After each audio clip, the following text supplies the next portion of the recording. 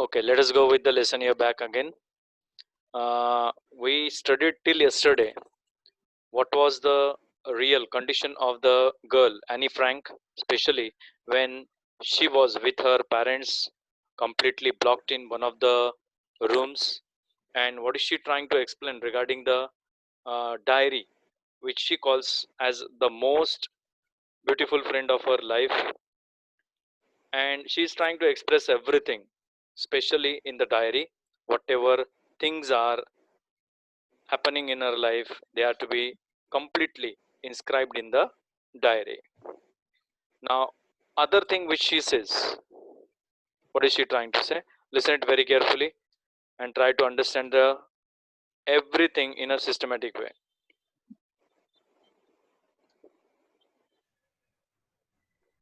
She says in the next point, I have already explained, from the paper has more patience than the people. That paragraph was completed.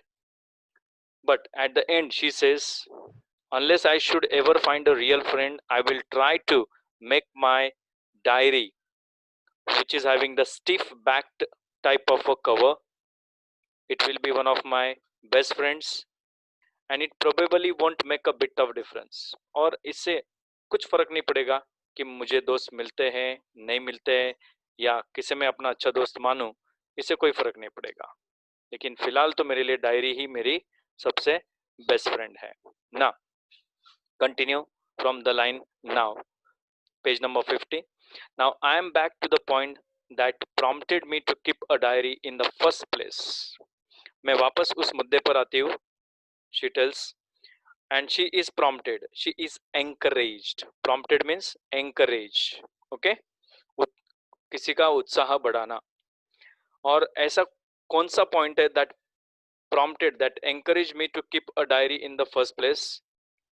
She says, I don't have a real friend.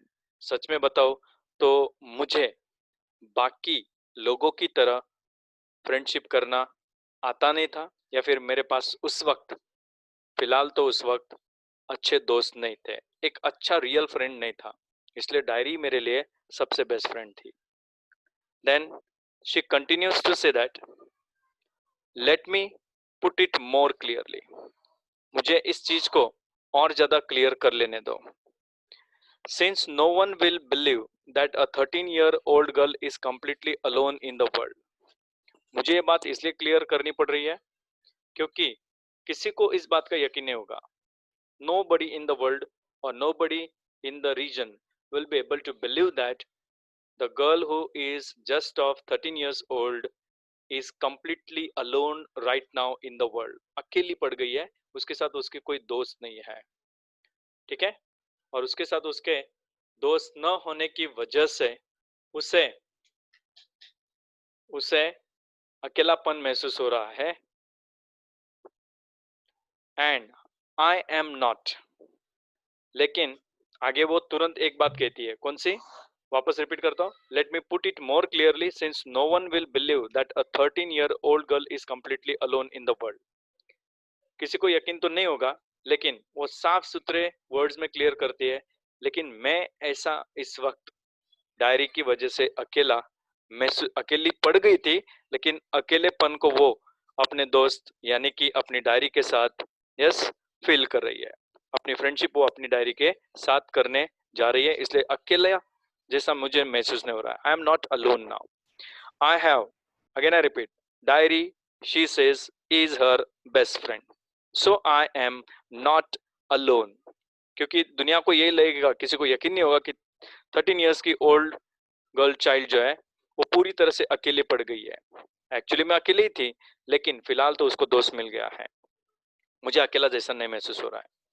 I have loving parents and a 16-year-old sister also. ध्यान देना अच्छे से, बड़ी बहन भी है उसके साथ. I have loving parents also, बहुत प्यार करने वाले ऐसे पेरेंट्स हैं. एंड अ 16-year-old सिस्टर, और उसकी बड़ी बहन जो सिर्फ लगभग कितने साल की है, 16 years old सिस्टर भी है उसके साथ. And there are about 30 people I can call friends. और उनके साथ जो जो लोग वहां पर छुपे थे, जितने भी वहां पर अपने आप का बचाव कर रहे थे, किसके पास से? नाजीज के हमले से, ज्यूस थे सब, और ऐसे लगभग 30 people, they are all like the friends और द फैमिली मेंबर्स नाउ.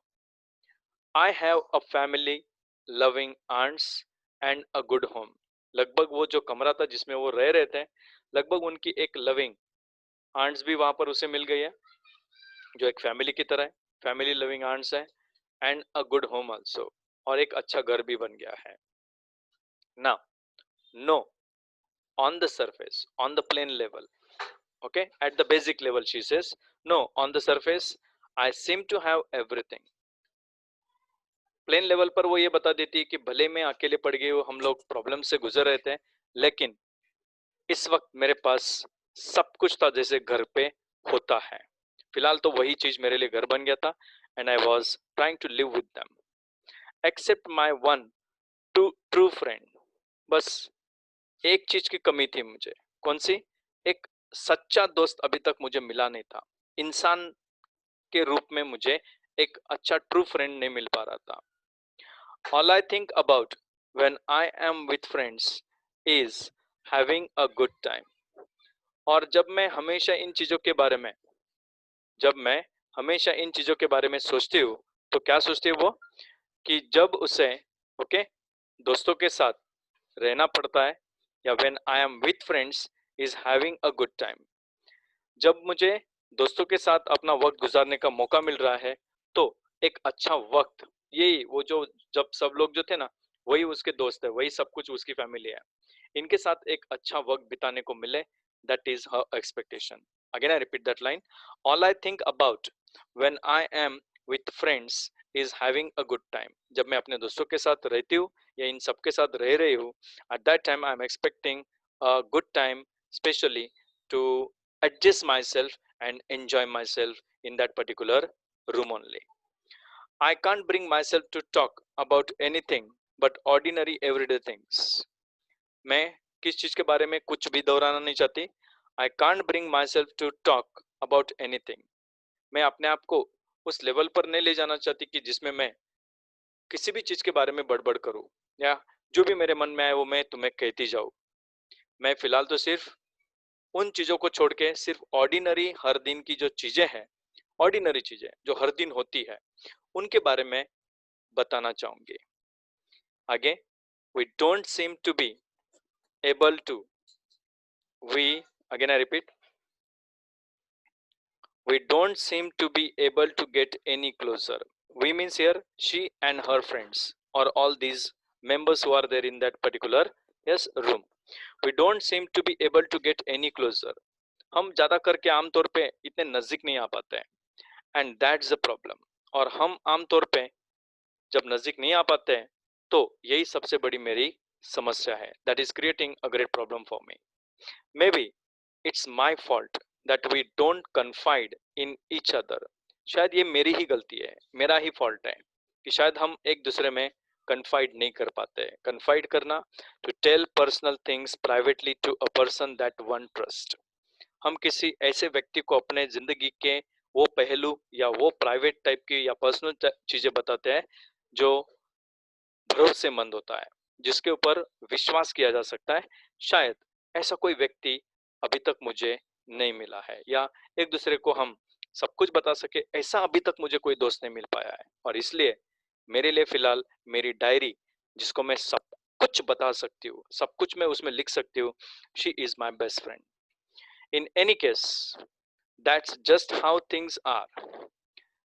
कोई भी मामला हो, कैसा भी हो, तो बहुत सारी उलझने होती ही रहती है. That just how things are. जैसे कि हम मन में जो सोचते हैं, वैसे एक्चुअली चीजें होती रहती है हमारे साथ, लेकिन कुछ चीजें बिल्कुल उल्टी होती रहती है.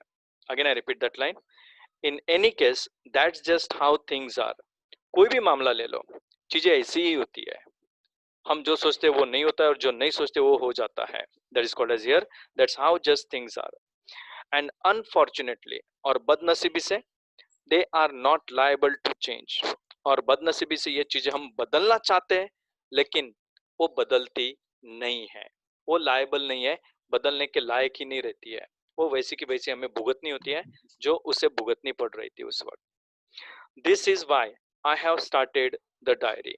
और यही वो कारण है कि जब मुझे एक असली दोस्त, अच्छे इस इंसान के रूप में कोई अच्छा दोस्त नहीं मिला, I am not getting a good friend in the form of a human being, for that purpose I am expecting to start to write something और एक्सप्रेस माय थॉट्स और my ideologies in my diary. इसलिए वो अपनी diary को सबसे अपना best friend मानकर उसको सब कुछ बताना चाहती है, या उस डायरी में सब कुछ बयां करना चाहती है। Then next point is to enhance the image of this. To enhance something means to put forward something, that is called as to make something in a very proper channel, or you can say it to make some encouraging source to something. To enhance the image of this long awaited friend, अगर इसके बारे में imagine करो या image दिमाग में लाओ, to enhance the image of this long awaited friend in my imagination, I don't want to jot down the facts in this diary the way most people would do. अगर मैं अपने दिमाग में ऐसा कोई इमेज लाती हूँ या ऐसा कोई पिक्चर लाती हूँ जिसके लिए हम इंतजार करते हैं, लॉन्ग अवेटेड फ्रेंड, लंबे समय के लिए ऐसे दोस्त का इंतजार करते हैं हमारे इमेजिनेशन में कि मुझे एक ऐसा दोस्त मिलना चाहिए कि जिसको मैं सब कुछ बता सकूं। और ऐसा जब हम अपने आप को एनहांस करते हैं, उस चीज के बारे में इमेजिन करते हैं, तो उसकी इमेज हमारे आंखों के सामने कि ऐसा होना चाहिए, वैसा होना चाहिए, ऐसा दिखना चाहिए, वैसा दिखना चाहिए, ऐसे मुझे समझ, ये जो बातें हैं, इमेज जो आती है दिमाग में, तो वो लंबे समय के लिए हम जिस फ्रेंड का इंतजार करते हैं वो सिर्फ एक इमेजिनेशन होती है। और आमतौर पे गड़बड़ क्या होती है इसमें, I don't want to jot down to write something, to mention something, to express something, to put something in the form of the script. Okay, that is called as to write something, to jot down something. I don't want to jot down the facts in this diary. मैं इस diary के अंदर वो सब कुछ अंधेधुंध लिखना नहीं चाहती है। कौन? Anne Frank. अंधेधुंध सभी चीजें वो लिखना नहीं चाहती है। किस तरह से? The way most people would do, जो आमतौर पे लोग अपने सब कुछ पर्सनल मैटर्स को अपनी डायरी के अंदर यस घसीट देते या लिख देते हैं या मेंशन करते हैं। But I want the diary to be my friend, बल्कि मुझे डायरी को अपना दोस्त बनाना है। उसके अंदर वही चीजें लिखनी है मुझे जो मुझे लगती है कि जो बिल्कुल सही होनी चाहिए, जो उसके साथ मैं शेयर कर सकती हूँ कि मुझे ऐसा लग रहा है या वैसा लग रहा है। And I am going to call this friend as Kitty. याद रखना इस पॉइंट को। एनी फ्रैंक ने अपनी इस बेस्ट फ्रेंड यानी कि डायरी को एक नाम दिया था, जिसको वो कौन से नाम से बुलाती है? किटी नाम से बुलाती है। Kitty is a name mentioned to the diary. Now coming to the next point of the lesson, oral composition check कर लीजिए। What makes writing in a diary a strange experience for Annie Frank? Anne Frank के लिए diary में जब वो कुछ लिखना चाहती है या लिखती है, तो ऐसी कौन सी चीजें हैं कि जो वो स्ट्रेंज टाइप का एक्सपीरियंस फील करती है डायरी में लिखने के बाद। Second, why does Anne want to keep a diary? Anne को डायरी क्यों रखनी है? ऐसा क्या है कि उसको डायरी ही अपनी अब बेस्ट फ्रेंड लगने लगी है? And third is, why did Anne think she could confide more in her diary than in people? Anne को ऐसा क्यों लगा? व्हाई डिड एनी थिंक, या ऐसा क्यों सोचा उसने कि वो अपनी डायरी में जो सब कुछ लिख सकती है वही चीजें वो लोगों के साथ शेयर नहीं कर सकती, लोगों में उतना विश्वास नहीं रख सकती वो जितना विश्वास वो अपनी डायरी में रख सकती है। ये तीन सवालों के जवाब नीचे पैराग्राफ में कहां पर मिलते हैं? Let's check it out. Since no one would understand a word of my stories to Kitty, जैसे कि मैं अपने डायरी के अंदर जो लिखने जा रही हूँ, what I am going to put और I am going to jot down in my diary, there will be no one who would be able to understand any single word what I am trying to write. शायद किसी को पता नहीं चलेगा कि मैं इस उम्र में क्या लिखने जा रही हूँ। उसकी उम्र बहुत कम थी उस वक्त, और ये जो शब्द वो यूज करने वाली है, जो वर्ड्स वो यूज करने वाली है, अपने खुद की लाइफ की जो स्टोरीज है, अपने लाइफ के एक्सपीरियंसेस जो है, ओके, जो किटी को यस मेंशन करने वाली या किटी के अंदर यानी कि अपनी डायरी के अंदर मेंशन करने वाली है of my stories to Kitty, शायद वो कोई समझ पाए या ना पाए, या उसमें से कोई वर्ड समझ में भी आए ना आए, या कोई कुछ भी समझ नहीं पाए, ऐसा भी हो सकता है।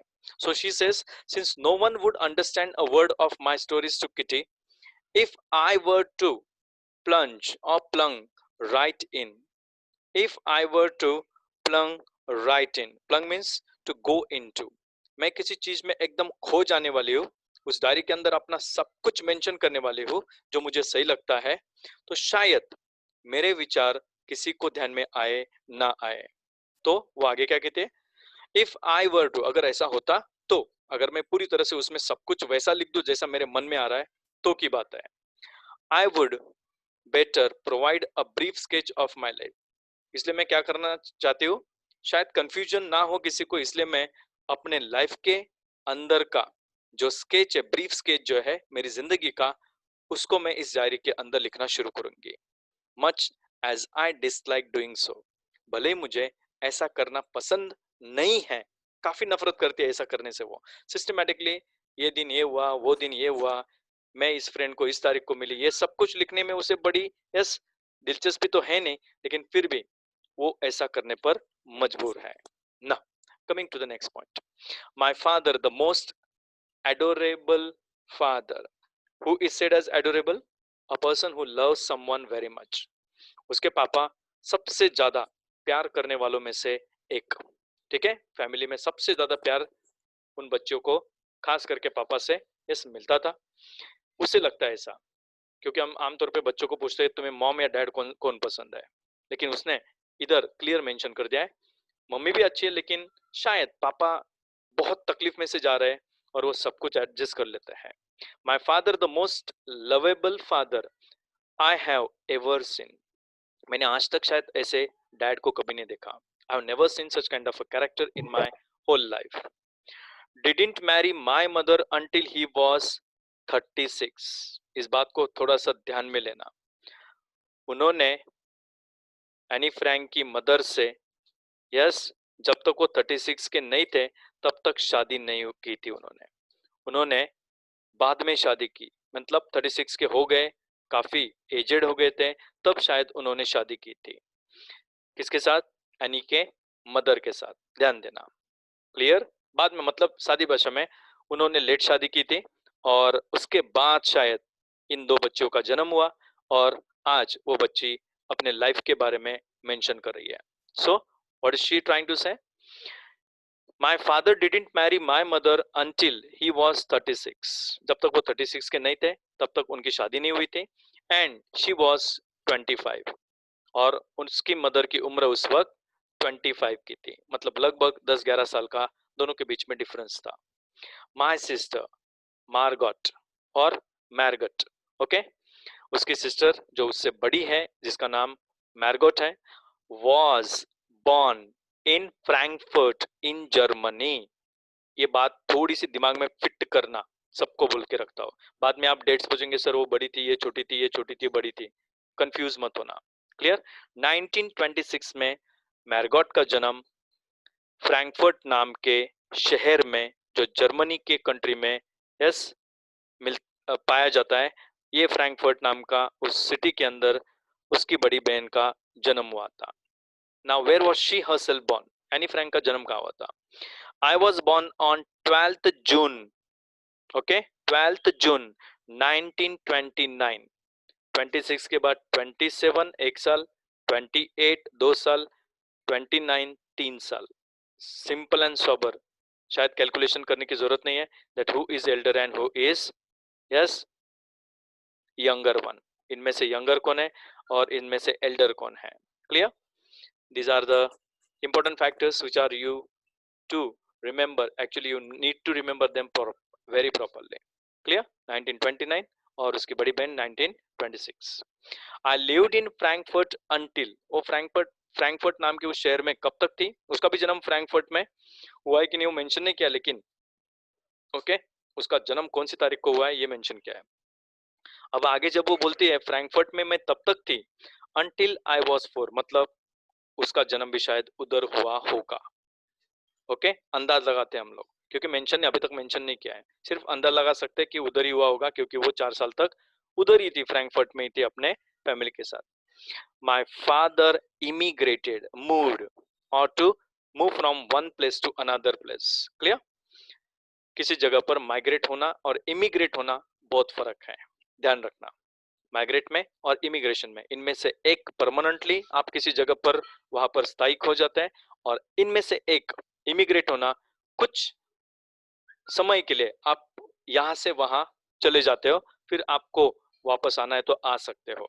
लेकिन दूसरा जो है माइग्रेट होना, तो वो आप चले जाते हो और वहां पर ही बसने का सोचते हो, वहां पर ही हमेशा के लिए आप रहना पसंद करते हो, then it will be called as a migrating.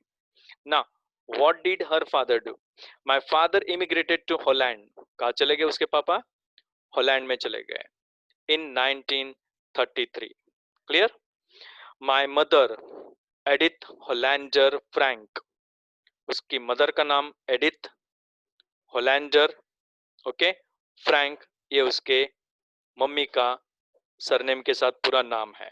Okay, now next is went with him to Holland. Mummy papa के साथ चली गई, कहाँ पर? हॉलैंड में। इन सितंबर, कौन से महीने में? सितंबर के।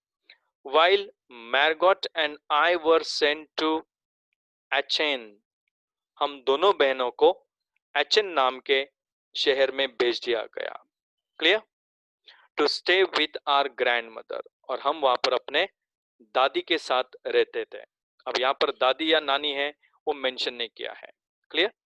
ना यहाँ पर पैटर्नल ना मैटरनल कुछ मेंशन किया है, इसलिए सिर्फ ग्रैंड मदर लिखा हुआ है।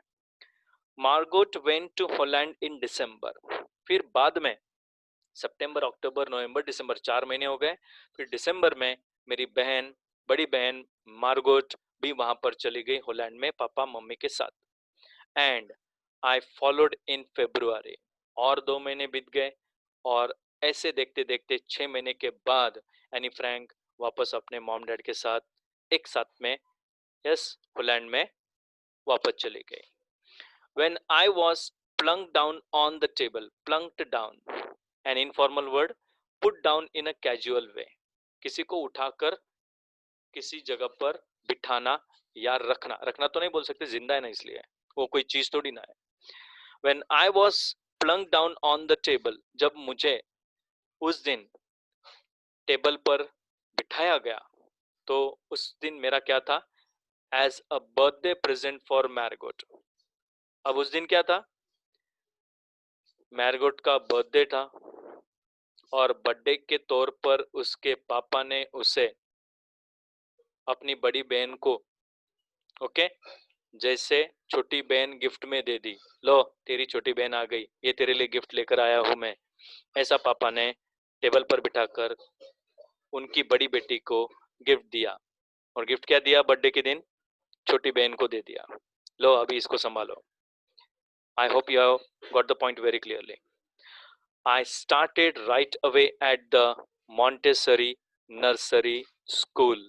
M कैपिटल है इसलिए वो यस नाम होगा किसी इंस्टीट्यूशन का, इसलिए इसको ध्यान में लेना। अगर वो स्मॉल लेटर होता तो मॉन्टेसरी मतलब एकदम नर्सरी के पहले का जो प्ले ग्रुप होता है उसको हम यूज कर सकते थे, लेकिन यहाँ पर यस कैपिटल में it's a name of a particular nursery school. I started right away, और जैसे मैं हॉलैंड गई तो सीधा मुझे 2-3 दिन के अंदर ही मॉन्टेसरी नर्सरी स्कूल में भेजा गया। I stayed there until I was 6। मैं हॉलैंड में और उस स्कूल के अंदर जब तक मैं कितने साल की, 6 साल की नहीं हो जाती तब तक मैं उधर ही पढ़ती थी। Eight which time I started in the first form, eight which time I started in the first form, और जब मैं 6 साल की हो गई तब मैं फर्स्ट स्टैंडर्ड में चली गई थी। First form means in the first standard. In the sixth form, फिर जब मैं 6 स्टैंडर्ड में गई, जैसे जैसे बड़ी होती गई, ओके, तो जब वो 6 स्टैंडर्ड में गई, माय टीचर वाज मिसेस क्यूपेरस, उसकी टीचर का नाम उसको आज भी याद था। और जब वो 6 स्टैंडर्ड में गई तो उसकी जो क्लास टीचर थी, क्लास टीचर ने सिर्फ टीचर लिखा हुआ है लेकिन आमतौर पे वहां पर एक सिंगल टीचर ही लगभग सभी सब्जेक्ट्स को यस एडजस्ट करते हैं। After some time again you need to yes join the session at the end of the year, sorry, the head mistress वो लिखा हुआ है, क्लास टीचर वही उसकी हेड मिस्ट्रेस भी है, और वो 6 स्टैंडर्ड में जब पहुंची तो उसकी हेड मिस्ट्रेस का नाम था Mrs Kuperus. At the end of the year we were both in tears. और जब साल खत्म हुआ तो हम दोनों के आंखों में बहुत यस रोने के जैसे हालात हो गए, दोनों रो पड़े थे. As we said a heartbreaking farewell, क्योंकि एक साल के तुरंत बाद हम दोनों को इतने साल से जो वहां पर मैं पढ़ रही थी, दोनों को एक दूसरे से अलविदा होना था. क्यों? क्योंकि वो स्कूल छोड़कर अब जाने वाले थे और हमेशा के लिए किसी और जगह पर, दूसरी जगह पर उसके पापा के साथ शायद यस माइग्रेट हो जाएगी. इन द समर ऑफ 1941, सीधा 41 में लेकर आता हूं मैं आपको. ग्रैंडमा फेल इल, ग्रैंडमा बहुत बीमार हो गई and had to have an operation, और दादी का ऑपरेशन होने वाला था. क्लियर? किसी भी हाल में उनका ऑपरेशन करके उन्हें ट्रीट किया जाना जरूरी था. So my birthday passed with little celebration, और इसलिए मेरा बर्थडे पैसे खर्च ज्यादा होने की वजह से कुछ ही हल्के फुल्के सेलिब्रेशन के साथ मेरा बर्थडे मनाया गया. किसका? एनी फ्रैंक का. धूमधाम से जो मनाना चाहिए था वो तो मना नहीं पाए, लेकिन दादी के बीमार होने की वजह से शायद बहुत तकलीफ थी घर के अंदर. Next, grandma died in January 1942. जनवरी में दादी यस चल बसी. No one knows how often I think of her. किसी को नहीं पता कि मैं कितनी बार मेरी दादी के बारे में सोचती रहती हूँ और मुझे वो बहुत याद आती है. एंड स्टिल लव हर, और आज भी मैं दादी को याद करके उसे बहुत प्यार करती हूँ. This birthday celebration in 1942 was intended to make up for the other. अब ये ध्यान देना, ये जो बर्थडे का सेलिब्रेशन था 1942 में was intended to make up for the other. किसी और दिन इस बर्थडे को मनाया जाएगा या किसी और चीज में मुझे मिक्सअप होना पड़ेगा और शायद मुझे बर्थडे को यस धूमधाम से मनाना जरूरी नहीं लगा. And grandma's candle was lit along with the rest, और उस दिन ग्रैंडमा के लिए कैंडल्स जलाई गई. ओके, बाकी सब चीजों के साथ with the rest type of the things which were